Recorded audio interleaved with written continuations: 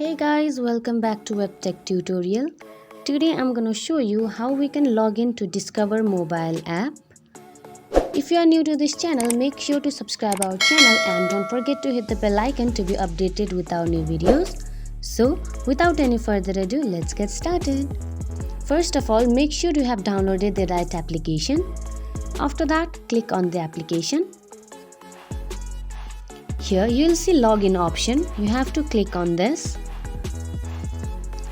Now, Discover will ask for your user ID and your password which you have created while registering an account. If you don't know your password, you can reset your password. After entering user ID and your password correctly, your account will be logged in. So, this is how you log in to Discover mobile app. Hope you find this video helpful. If so, don't forget to give us a big thumbs up and we'll see you in next video. Till then, have a good day. Bye bye.